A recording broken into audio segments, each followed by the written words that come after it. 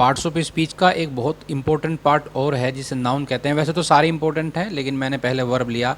आज हम बात करते हैं नाउन की। पहला पार्ट है नाउन। नाउन बहुत इंपॉर्टेंट है। नाउन है क्या? Noun is the name of a person, place, thing और एब्स्ट्रैक्ट आइडियाज़। हम ये भी कह सकते हैं कि नाउन नेम्स हैं, किसी ना किसी चीज़ के नाम हैं, नाम को ही नाउन कहा गया है। अब बात करते हैं कि नाउन के अलग अलग प्रकार हैं। तो नाउन 5 प्रकार की होती हैं, इंग्लिश में देख लीजिएगा। Number 1 proper noun, second common noun, third collective noun, and fourth material noun, and last is abstract noun. थोड़ा सा इनके बारे में जान लेते हैं। प्रॉपर नाउन को हिंदी में व्यक्तिवाचक संज्ञा कहा गया है। इसमें किसी ना किसी चीज़ का एक नाम है और जो दुनिया में लगभग एक ही है, उसके बारे में उसको हम प्रॉपर नाउन कहते हैं। जैसे मेरा नाम मुकेश चंद है, तो मुकेश चंद दूसरा नहीं हो सकता है, लेकिन उसकी वल्दियत बदल जाएगी। और जैसे ताजमहल दुनिया में एक ही है, दिल्ली दुनिया में एक ही है, ऐसे हिंदुस्तान हमारे भारतवर्ष हमारे देश का नाम है। तो ये सभी व्यक्तिवाचक संज्ञा हैं। इसके बाद आता है कॉमन नाउन, जिसको हिंदी में जातिवाचक संज्ञा कहते हैं। ऐसी कोई संज्ञा जिससे पूरी किसी एक कॉमन पता चले किसी जाति का। जैसे मैं कहूँ गर्ल, गर्ल एक लड़कियों की जाति होगी पूरी, बॉयज़ लड़कों की जाति हो गई।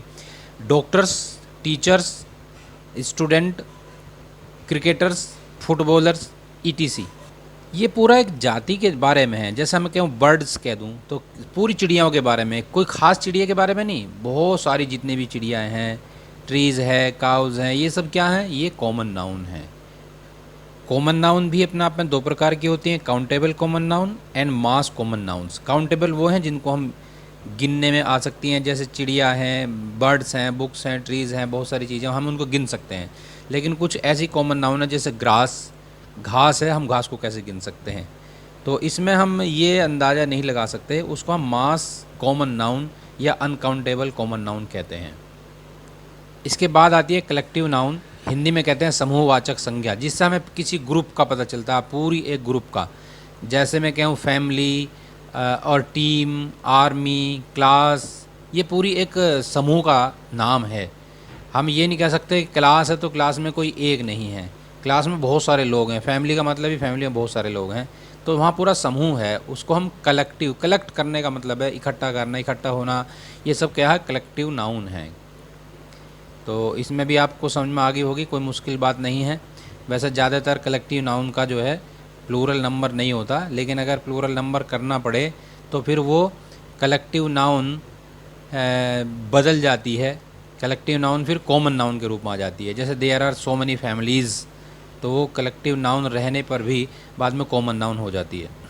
In the same way number 4 पर आती है मटेरियल नाउन, यानी हिंदी में कहते हैं पदार्थवाचक संज्ञा। ऐसी कोई मैटर, ऐसा जिससे कुछ और चीज़ का निर्माण होता है, उसको हम मटेरियल नाउन कहते हैं।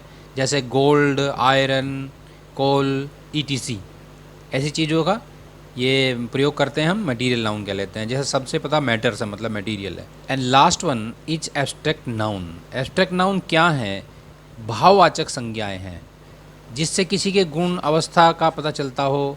And you can only feel, not to touch, ऐसी जो भाव संज्ञाएं भाववाचक होती हैं।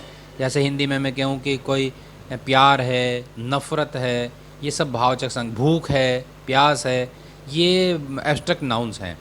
या मैं कह सकता हूँ विजडम इंग्लिश में, power, childhood, love, hatred, envy, दीट्स, ये सब चीज़ें हैं एब्स्ट्रैक्ट नाउन के रूप में बताया गया है।